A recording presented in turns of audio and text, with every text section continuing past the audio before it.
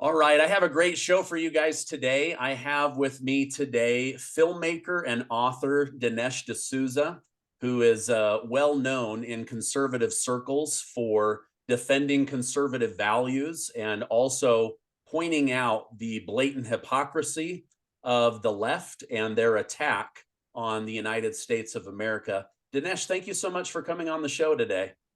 It's a pleasure. Thanks for having me. So, just for people that don't know you, I want to let them know that you are a New York Times bestselling author.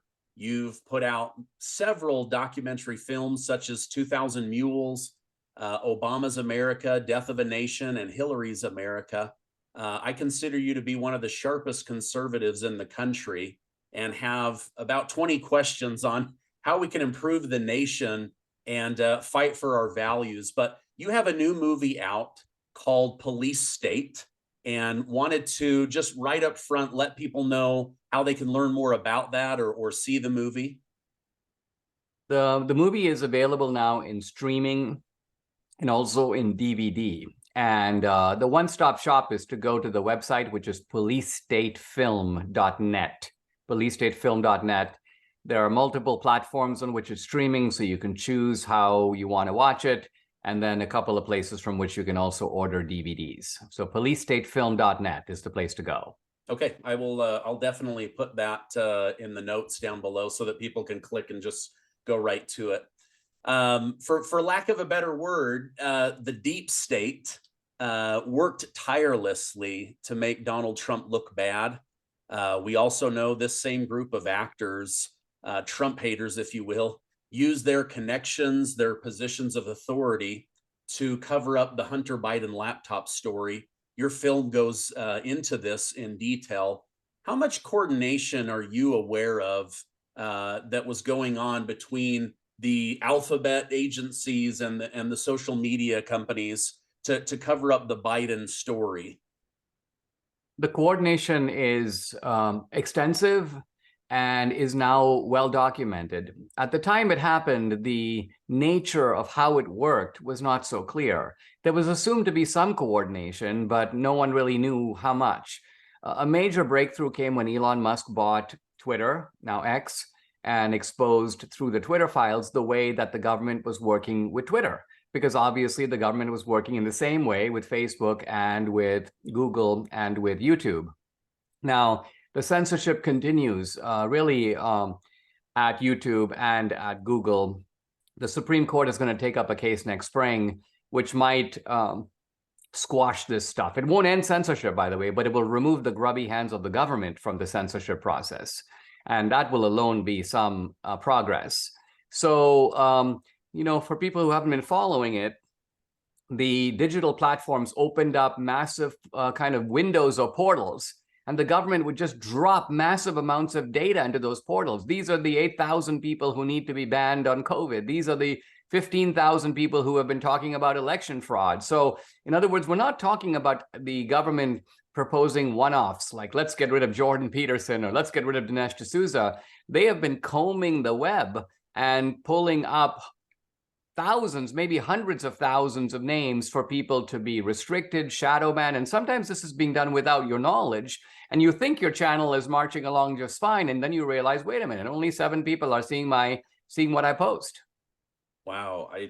I didn't realize it was even to that extent. I covered the Twitter files on my show, but you're saying it was in the thousands of people that they were just dumping massive amounts of blacklist data?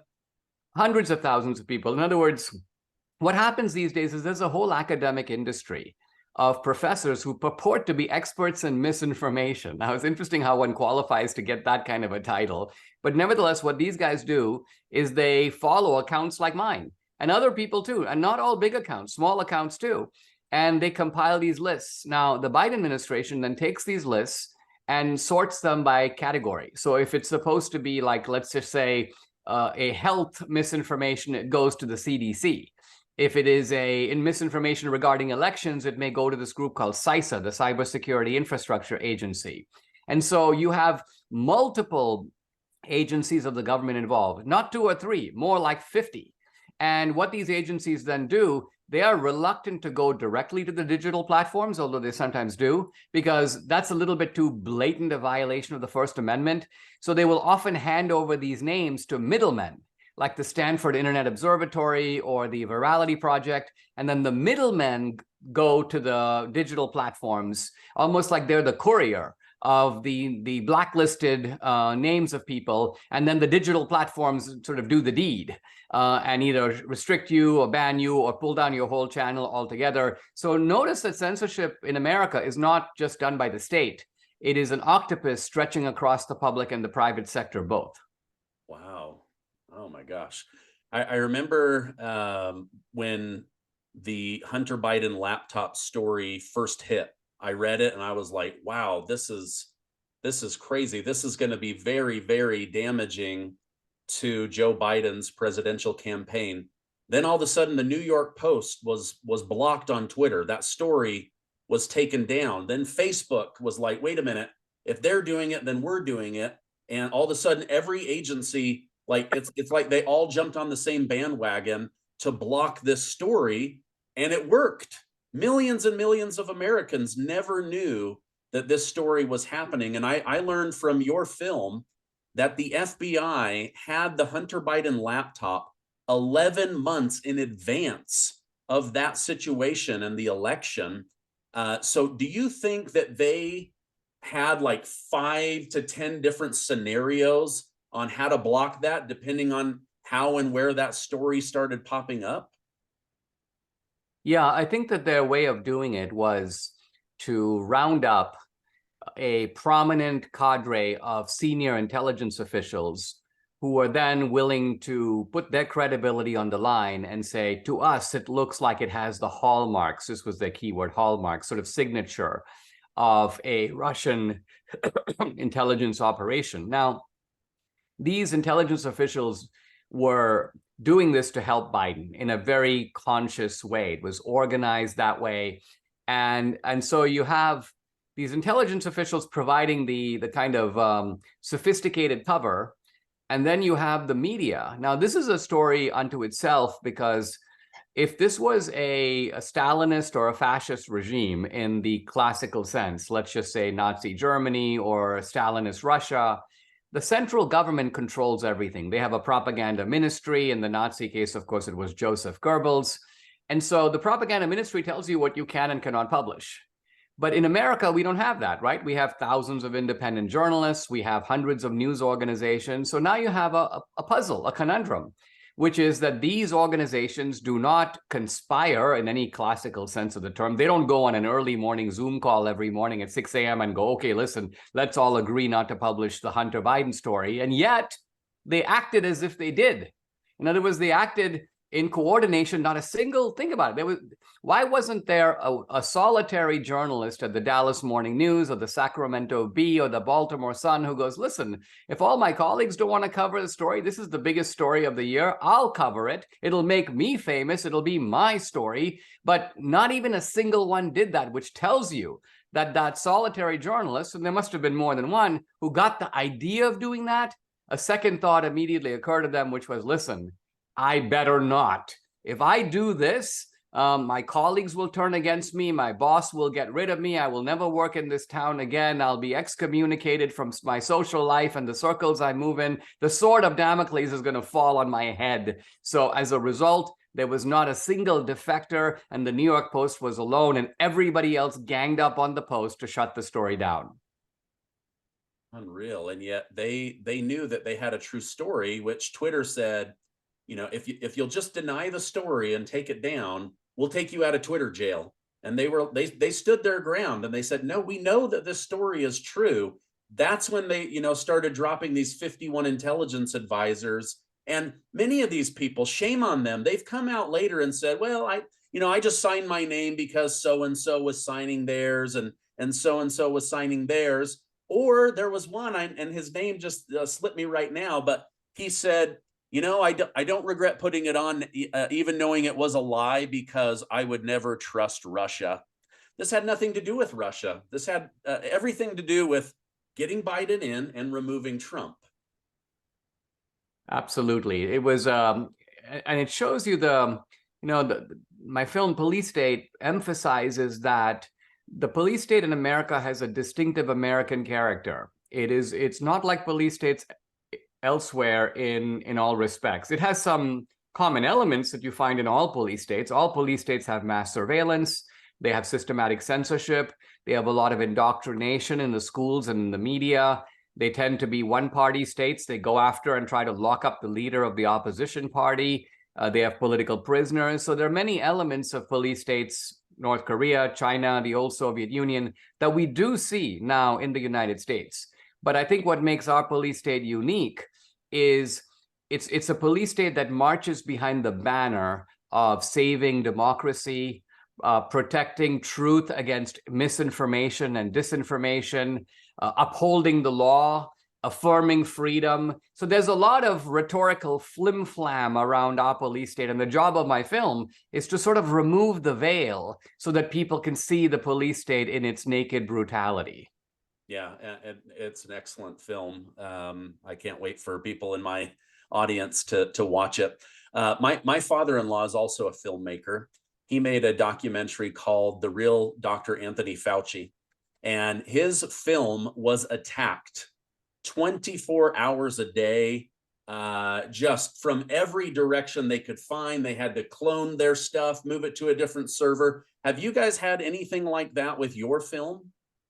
Yeah, we have. And I'm happy to talk about it. I'll say a word about Fauci, because what's interesting about that guy, again, is he illustrates the sort of very peculiar nature of our police state. See, if our police state was a full-fledged police state, it would not need to create subterfuge. It could be blatant, right? If you're in Soviet Russia in the era of Stalin and they want to come arrest you, they go, "Come with me." And if you say, "For what?" they're like, "We don't care. We're not obliged to tell you for what. You're just on a list. You know, if you don't come, we're going to smash you over the head and take you with us." So a full-fledged police state does not have to make explanations of what it's doing. But a police state that is kind of under construction, kind of in the making, has to rely on a lot of deception. So what I think about Fauci that's really interesting is that, so here's Fauci, he's funding all this gain-of-function research, and he probably thinks, in a pointy-headed way that it's something that's very clever, it's going to result in all this new knowledge. But nevertheless, the virus gets out in Wuhan. We're giving money to groups in America that are in business with Wuhan. So Fauci goes, whoa, this is going to backfire on me, on the NIH, on the US government. It's going to put us, quote, in bed with China. So he goes, we need to be able to show, or at least claim, that this came out of a wet market. So what does Fauci do? He finds all these world-class virologists, but he also realizes they're on his payroll. They get grants from the NIH and from the government. So he goes, I want you guys to sort of change your opinion and write a paper showing that the virus came out of a wet market.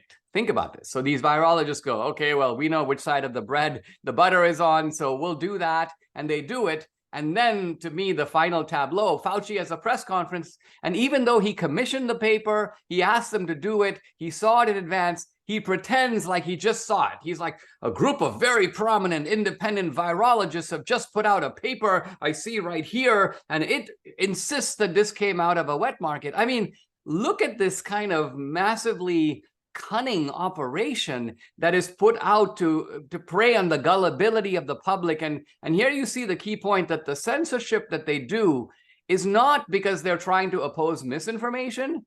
They actually are trying to oppose legitimate information that is a critique of their lies. So here you had Rachel Walensky, the CDC director, saying basically, if you take the vaccine, you cannot get COVID. If you take the vaccine, you cannot give somebody else COVID. She's on tape saying this. Flat out lies, yet nobody dreams of censoring her. But if you criticize her, boom, you're off of YouTube. Yeah, wow. I had to be super careful during all of that because I didn't want to lose my voice and my platform. So I can definitely relate to that on a personal level. Like you said, thank God for Elon Musk divulging the truth of what was really going on, this hand-in-hand relationship. But it does seem like, to me anyway, even more than Twitter, there was a alliance or a collusion between getting Biden elected and Facebook and getting Trump removed. For example, manipulating the algorithms suppressing damning stories, amplifying Democrat voices, and then personally pumping $400 million into the election process. And what do you know? Almost all of that money goes towards Democrats. You allude to Zuckerberg and the Hunter Biden laptop story. Could you maybe elaborate on that just a little more for my audience? Yeah, well, in the Hunter Biden laptop story, we show Zuckerberg and he's being interviewed. I think he might have been, I'm not sure if it was Joe Rogan, maybe. Joe But in Rogan. any event, he's on the show and he goes, yeah, the FBI came to us and they said, Facebook, you got to be extremely vigilant and wary because the Russians have got their dirty hands in the 2020 election the same way as they did in the 2016 election. And see, what they were doing is setting up Facebook for them to come back a little bit later and say, in effect, the Hunter Biden story. See, we told you, we warned you this was coming, and here it is. So don't touch the Hunter, even though, and this is again the key point, as in the example I gave with Fauci, the FBI knew full well that the laptop was authentic. It had too much direct information involving Hunter Biden himself, and information that had clearly been uploaded by Hunter Biden himself, and it was clearly accurate. So at the most, the Russians somehow got their hands on it, but where the information came from, its veracity, was obviously the corrupt dealings and the, in some cases, perverted dealings of the Bidens. So they knew that all of this stuff on the laptop was true. That's why they wanted to suppress it. This is the key point. A lot of times censorship is not about suppressing what's false. It's ultimately about suspending what is true, but inconvenient to the regime. Yeah. I just want to take a sidebar really quick because this is fresh in the news, but you did another movie by the name of 2000 Mules about ballot stuffing in Georgia. And you used actual footage and geo-tracking to build your case for your documentary. How shocked were you last week when a judge in Bridgeport, Connecticut, actually overturned a mayor race because of the exact stuff that you showed in 2000 Mules of people gathering ballots and then stuffing them in the middle of the night or in plain day sight? I mean, how shocked were you when you saw an election actually overturned because of the very evidence that you were putting out months ago? I mean, I was not shocked at all. If you looked at the images, in fact, many people did. Miranda Devine at the New York Post was like, I feel like I'm watching 2000 Mules all over again. The surveillance footage is almost identical and the same pattern, right? You've got these people, they come with sort of backpacks or they're chock full of ballots. Where they get the ballots from is unexplained. They make multiple trips to the drop box or drop boxes. You see them putting sheaves of ballots in one after the other. And even the judge in Bridgeport was like horrified. He's like, this is, and in election law, the key is not that you have to prove that you won the election. You simply have to prove that the outcome is in doubt. In other words, that we don't really know based on this fraud who really won. And the judge was like, that's enough for me. Election overturned. Now, very interestingly, in the three cases, which are, by the way, all in court, they all involve Democrats. They involve primary elections. In other words, these are Democrats stealing the election from other Democrats. And I think this is interesting because it tells me that the behavior revealed in 2000 Mules has actually been perfected by Democrats who have been doing it for years and even doing it to each other and doing it not just at the federal level, but at the local level. So they've been practicing this stuff. They've become expert at it. And all they did was they took advantage of COVID in 2020 to ramp up the scale of it. And that's how they essentially pulled off stealing and rigging the 2020 election. I think ultimately this whole story is going to be out there. When we covered it in the movie, a lot of the areas we covered, which were Philadelphia, and the Atlanta area, Fulton County, we covered also Phoenix, Milwaukee, Detroit. Well, these are heavily Democratic areas for the most part. And so I knew that Democratic officials are not going to want to investigate election fraud by Democrats. And that's why, to me, it was a bit of a vindication to see that even at the local level here in Bridgeport, Connecticut, guess what? Not only are they talking about a stolen election, but a stolen election involving bad voter rolls, absentee ballots, mail-in drop boxes, and in one case, getting paid $10 per illegal vote. And if you watch 2000 Mules, they talk about how much are these mules paid per illegal vote that they cast. And Greg Phillips in the film goes, $10 a vote. And it's the exact same amount that pops up now, I believe, in the Connecticut or maybe the Massachusetts case. Yeah, I just saw Massachusetts this morning on Daily Mail where the person was out greeting people and offering to hug them, and then he's handing them $10 bills. And it's caught on camera from multiple angles and multiple locations.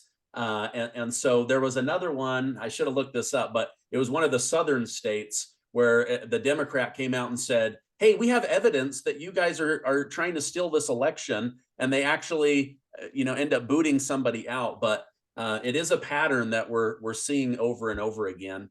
Another pattern that we're seeing that I'm grateful that you brought to attention in your film is you draw a distinction between the overt use of authority to control people, the public, versus a covert style where at the FBI or police, they go after individual families in order to scare and control them. Could you maybe just elaborate on the overt, which would be like communism in your face, versus the covert, they just go after and use scare tactics to get everyone else to comply?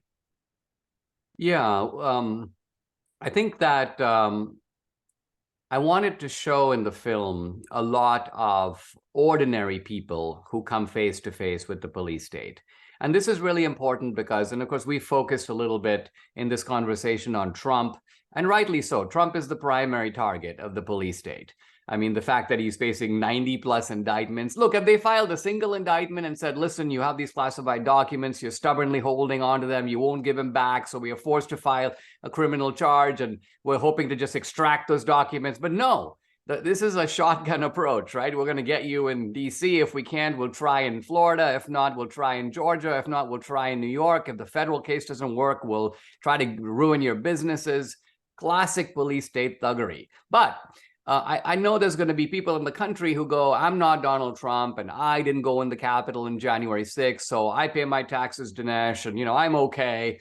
And I wanted to show, no, there's a lot of ordinary guys, moms who are getting involved in their children's education, pro-life activists, traditional Catholics, and suddenly these people find I'm under surveillance. Why? I'm being charged. Why?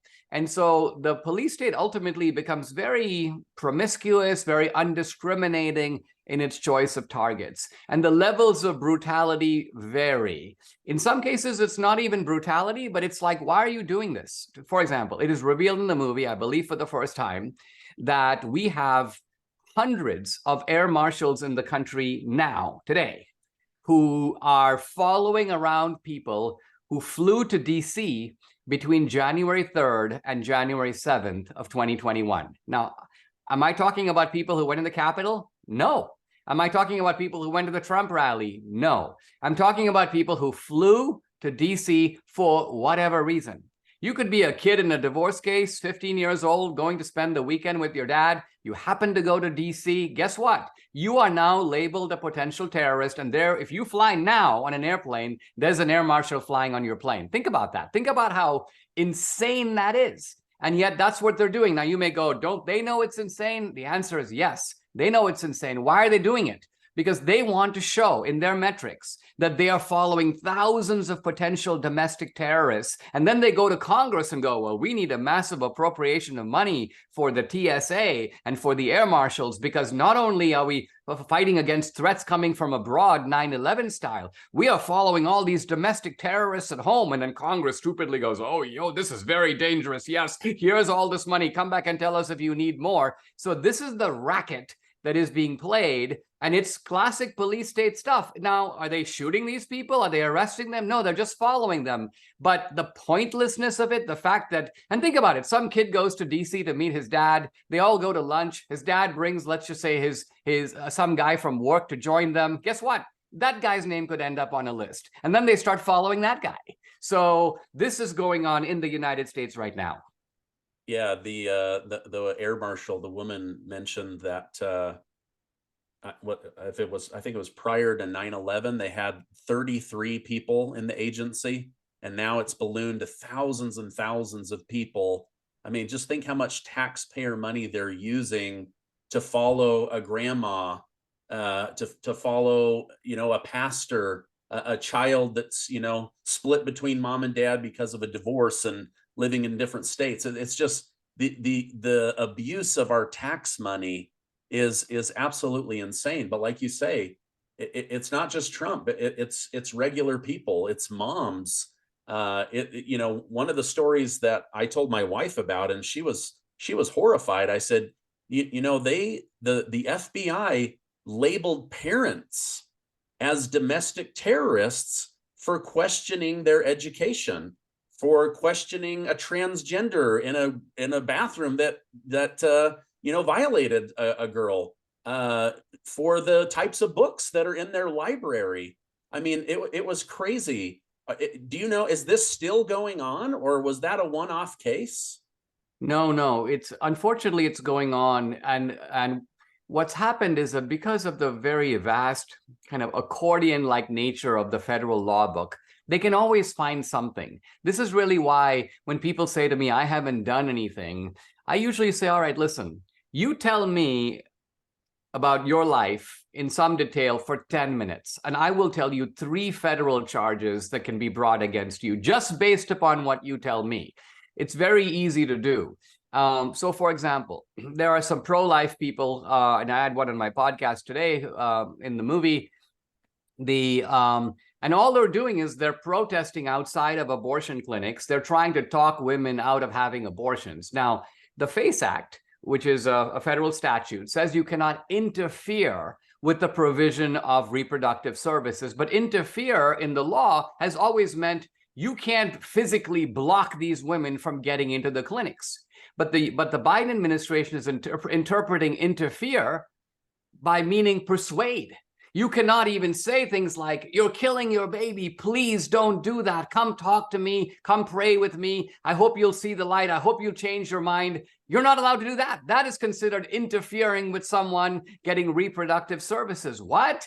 Some woman exercising a free speech rights outside a clinic on public property, and yet it's considered interference. Suddenly you don't have the right to do that. So what I'm getting at is that we are seeing in all kinds of places in America sort of an escalation of these police state tactics. And remember, again, these issues are controversial. People can debate about abortion all day. They can debate about whether or not there should be certain types of books in libraries.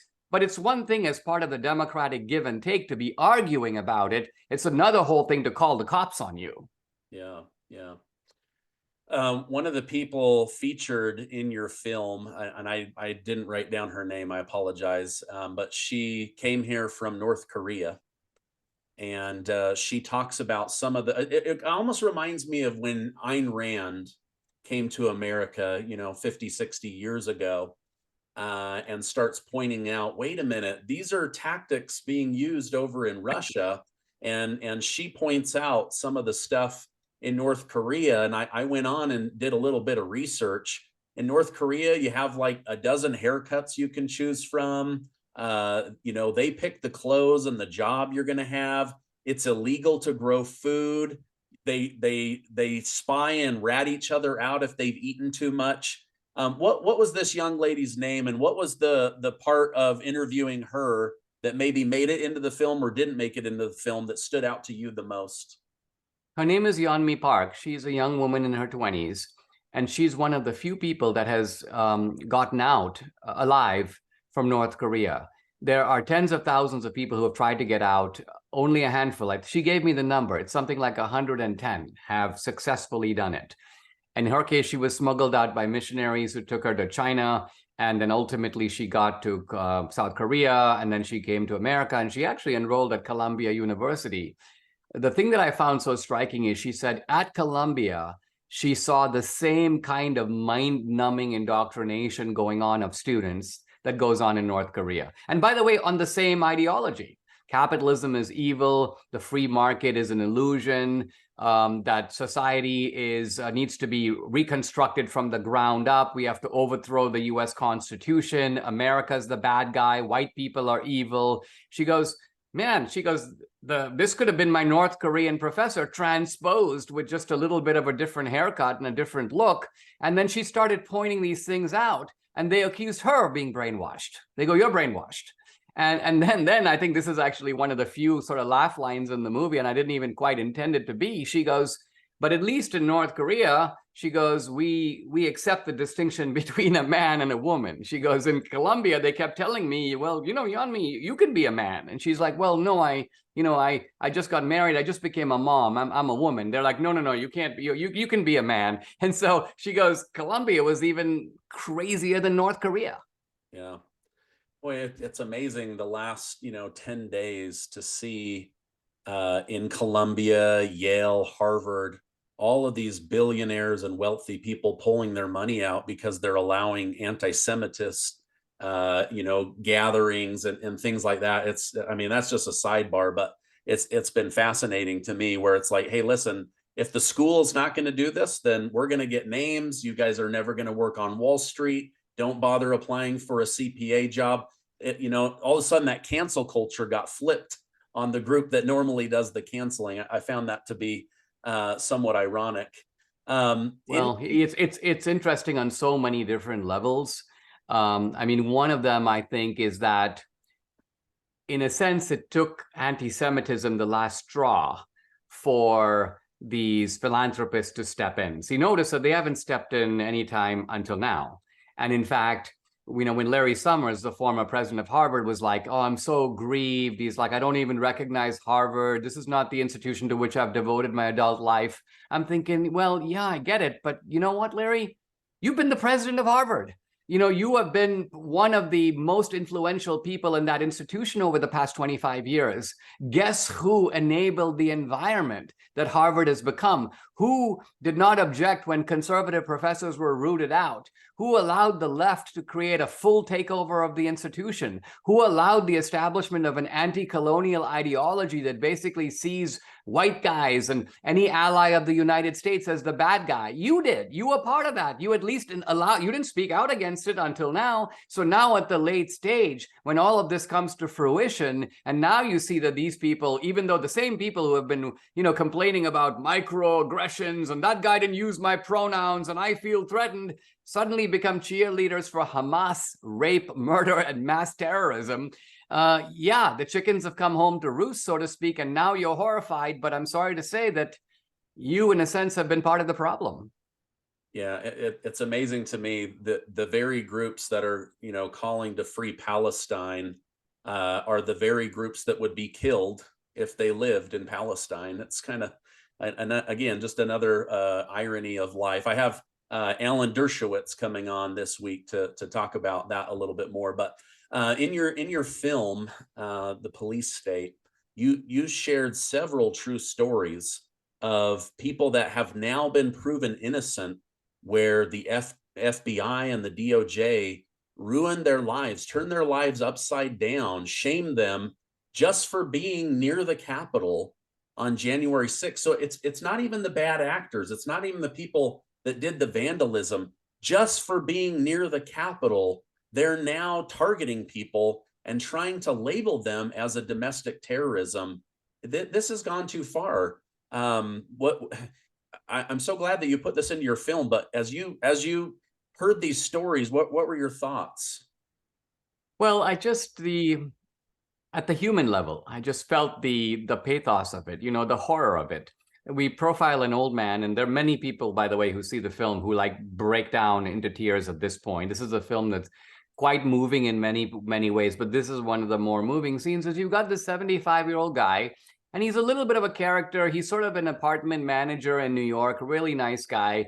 well known in the local community and well respected. And he's like, I'm not really a Trumpster per se, but there's all this stuff going on in January 6th, the big rally. I've never been to something like that. He's kind of a guy who likes to take videos. So I want to take my video camera. I'm going to go down there. So he goes down there, takes all this video. He sees all these people moving toward the Capitol, and he goes that way too. But the moment he sees people climbing on the rafters, he's like, something's wrong here. I'm not going any further. This is not right. So he goes home. He goes back to New York. And he rounds up a bunch of his buddies, kind of like in old school style. He's showing them his video. And guess what? A neighbor walks by and sees him. And then almost like in classic Soviet style, reports him to the FBI. And what does the FBI do?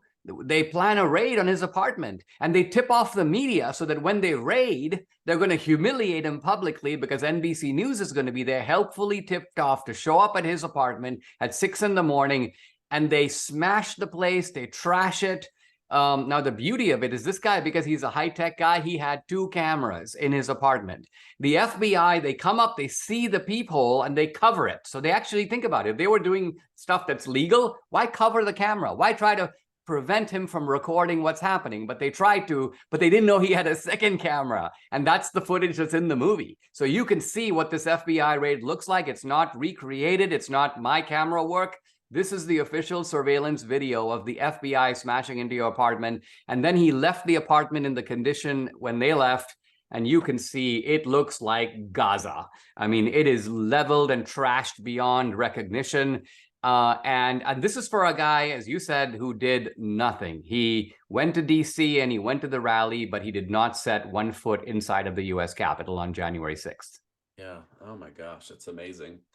I mean, one of the FBI consultants that you have in the movie, Stephen Friend, he came on my show to expose some of this stuff. But in your show, he mentions that there in Washington, D.C., there's like this huge appetite for domestic terrorism data and cases. And they're incentivizing them. They're literally giving out like bonuses for drumming up this domestic terrorism. Yet the supply is really, really low. And so they're like trying to like come up with cases so that they can get that supply up. Tell us maybe just a little bit more about that. Yeah, in fact, let's go beyond even the movie because you use the word drumming up. And really what you're talking about is the fact that the FBI became masters of fabricating terrorism cases by finding fertile candidates and then provoking them to do things that they would not otherwise do. Now, they started this after 9/11. I think what happened is they got a whole bunch of money. And now we use the FBI. I want to be clear. We're talking about the police agencies of the government, not just the FBI. We're using the FBI here as a metaphor. In fact, the Department of Homeland Security, DHS, is 10 to 15 times bigger than the FBI. Much bigger budget, very actively involved in censorship, very actively involved in political targeting. But we're going to talk about the FBI to keep it simple. The FBI, I think, expected more terrorism after 9/11, but it may be that U.S. forces had bombed, the Al-Qaeda guys over there. They were in disarray. They just had no ability to carry on that kind of operation. So suddenly the terrorism after 9/11 kind of was not occurring. But the FBI was like, wait a minute, this means our budget's going to dry up. Congress is going to realize that this stuff just isn't going to be happening, at least not at any massive scale in America. So they were like, let's create some terrorism. Now, how do you do that? Well, what you do is you basically let's find 3 Syrian guys who are students at NYU. And these are your typical kind of Islamic radicals. They hate the US, they hate the US government and so on. They're like, I'd love to see the US come down. And so what does the FBI do is they create informants. And the informants go to these guys and go, you've been talking all this big talk about bringing down the US and stuff. Have you ever considered joining ISIS? And the guys go, oh, no, man, we're not going to join ISIS. Well, you're talking about being a soldier of Allah, and you're talking about being a great jihadi. Well, are you too scared to join ISIS? Oh, no, man, we'll join ISIS if we knew how to, but, we don't know. Well, it turns out there's an ISIS training camp occurring in Yemen next year. You want to go? Oh, no, I can't go. I don't have a passport. Well, what if we got you a passport? What if we got you a plane ticket? You see what's going on here? The FBI, the US government is enticing these guys into signing up for something that they would not otherwise have done on their own. And then, of course, right when they show up at JFK Airport to board the flight for their ISIS training, busted. There's the FBI press conference. There's the media. We're amazing. Busted a plot against the United States. This whole thing is just, I mean, it's so pathetic. It's so disgusting. It's such a frame up. It's such a setup.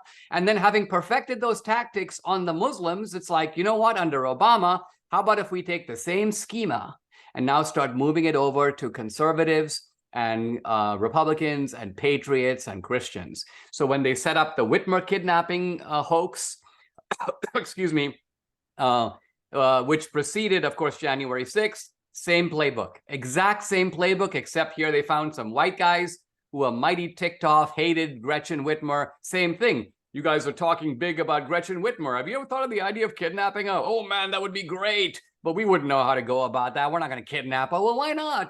I happen to know that she has a summer house. You want to go check it out? I'll drive you there. This is the kind of thing that the government does. And it is, I mean, I got to say, as an immigrant, I am heartbroken, disgusted that this is going on in a supposedly free society. It shows the gangsterization of our government and the way in which the left and the Democratic Party has supported and built up this gangster regime in this country.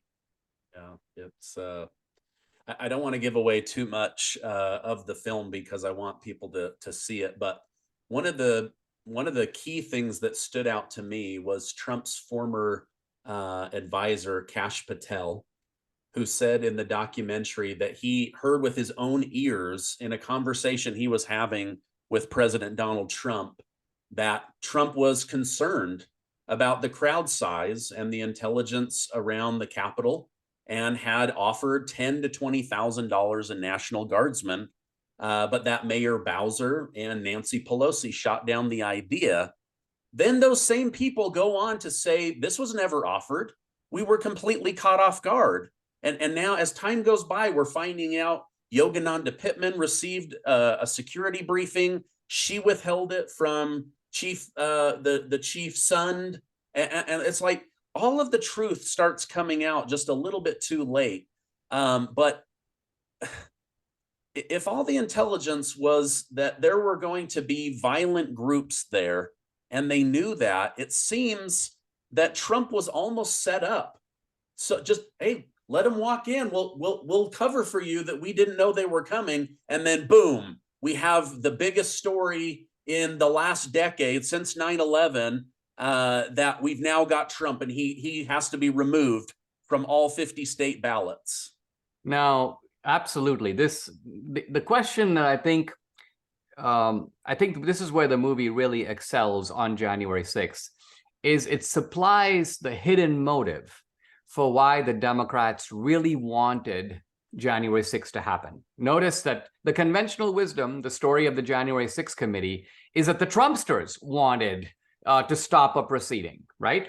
And what was that proceeding? Well, according to the left, it was the certification of the election. The Trumpsters did not want that to happen. That's why they went inside the Capitol. The flaw in this narrative is simply this. The process that was going on, that was in fact stopped, was not the certification of the election, but the questioning of the election. In other words, what was actually going on was that one senator after another were challenging the results of the election. They wanted to challenge Arizona. They were going to challenge Georgia. They were going to challenge Wisconsin, all the swing states. So who wanted that stopped? Not the Trumpsters. The Trumpsters actually came to Washington for that to continue. It was Nancy Pelosi, it was Chuck Schumer, it was the Democrats who wanted to stop the questioning of the 2020 election. And in fact, the moment that the Trumpsters got into the building, that process was in fact stopped, and it was never resumed. When the Congress got back, they didn't have the heart to continue. Basically, they're like, okay, fine, let's just certify Joe Biden and Kamala Harris, and the deed was done. So here's the point. That is the motive for orchestrating January 6th. And by orchestrating here, what we mean is leaving the doors strategically open with lots of cops around. But you notice that in all those incidents, all that time you saw people in the building, did you ever see policemen ever say into a bullhorn, everybody get out, everybody evacuate the building, no one is allowed to be here? That was never done.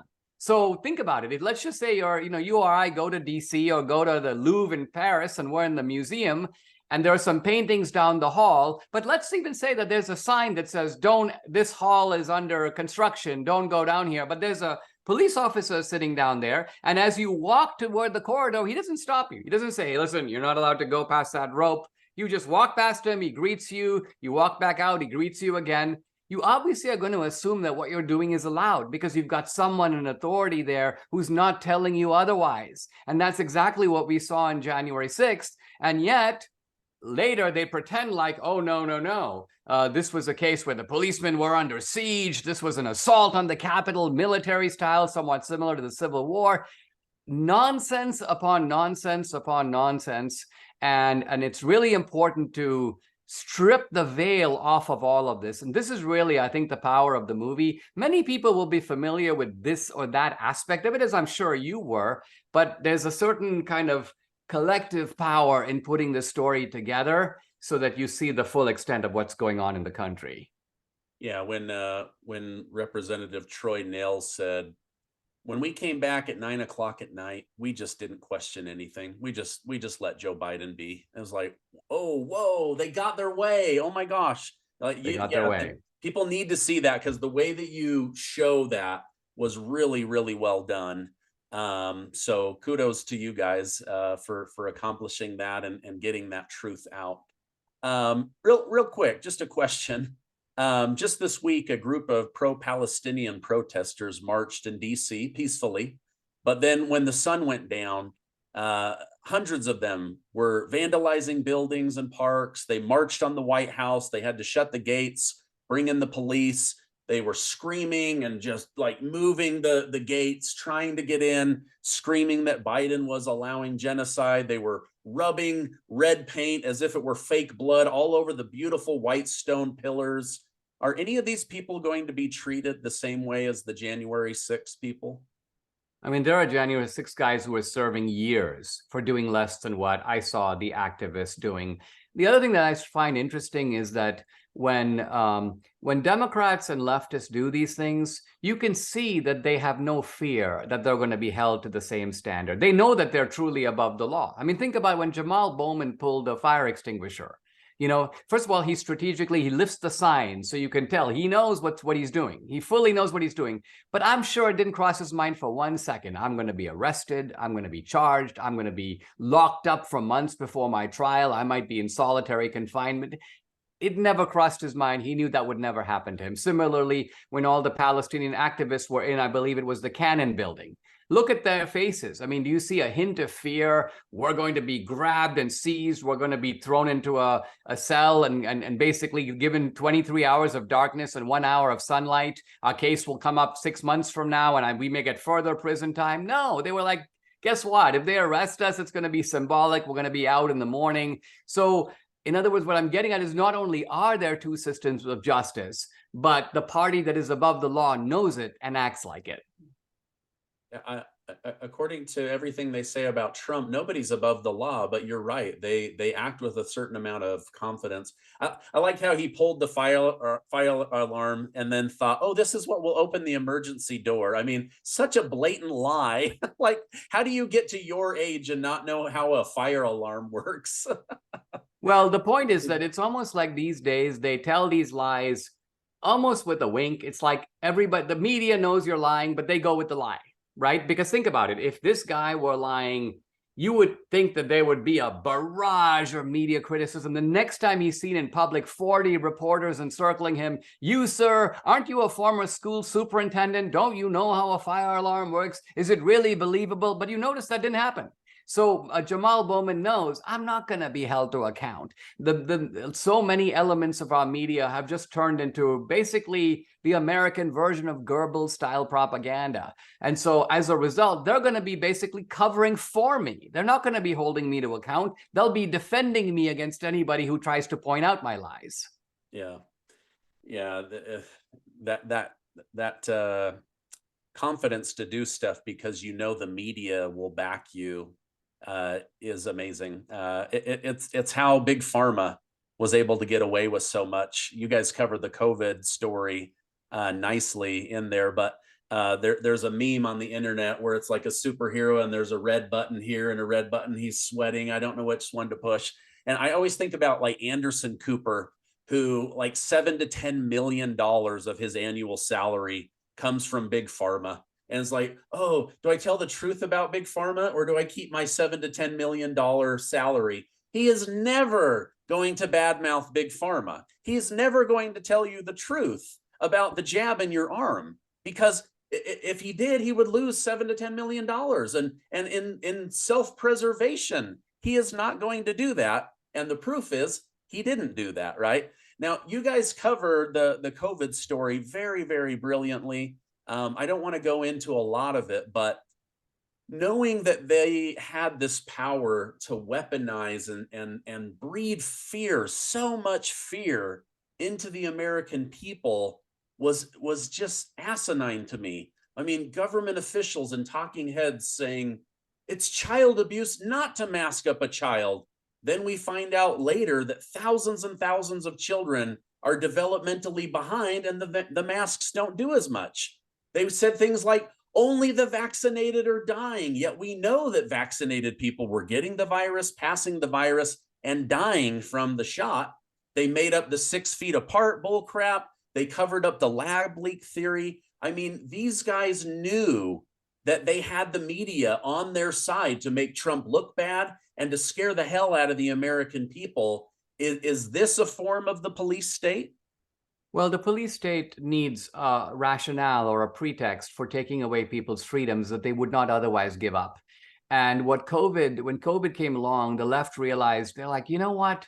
This is fantastic, because the one group of people that everybody trusts without question is a doctor in a lab coat, right? I mean, think about it. I go to the doctor says, I'm going to administer 12 tests. We never say, well, why? Who needs 12 tests?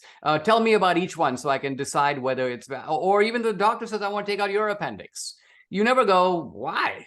Why don't I take out yours? In other words, you trust that what he's telling you is for your own good. And so fear turns us into conformists. And the left will realize that we can make that work for us politically. I mean, we normally can never shut down a church, but we can shut down religious liberty under COVID. And they did. And so if we look at the 3 events that have done the most in recent years to build up the police state, it's the fear after 9/11, it's the fear of COVID, and it's the fomented fear on January 6th.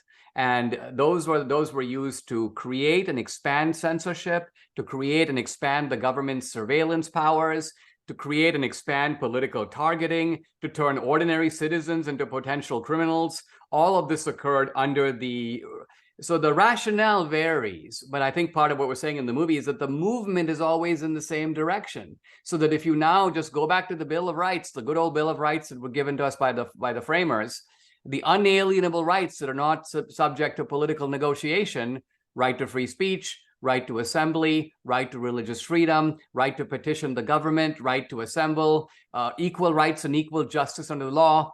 And you go down that list, you realize, wait a minute, not even one of those rights today is completely secure. So this is why it's not an exaggeration to ask the question, are we moving toward a police state? Because our basic liberties are under siege right now. Yeah. Well, I can't say how much I appreciated the video. I highly recommend it to everybody. It was great. A few things just really quickly. You're going to find out why they were targeting Catholics and how that's the gateway to get half of the country. You're going to learn about the 85,000 missing children and what's really going on there, the southern border, so many other topics that you guys masterfully covered. If people want to see the film, tell us one more time and then I'll let you go. The film is available both in streaming and on DVD. So it's really great. You can stream it, watch it on your big screen TV. And the website is policestatefilm.net. So it's streaming on the Rumble platform. It's also streaming on Salem Now and Epoch TV. You can buy DVDs from Shopify or you can buy them from Salem Now, but all those links are on the website. So policestatefilm.net is the place to go. Choose where to stream, choose how to get your DVDs. By the way, they're great gifts to load up on and share. People will thank you. This is a movie that's getting people really informed and really riled up because it works on you on an emotional level as well as on an intellectual level. And I think I'm right in saying, and maybe you'll confirm, this is a movie that holds your attention from start to finish. It's a captivating movie, and you're learning things all along the way. And I think you'll be blown away by the end of it. Yeah, I learned a lot and I really enjoyed it. Dinesh, thank you so much for all that you do and your efforts in this and making this movie. And I hope you have a great rest of your day. I appreciate it.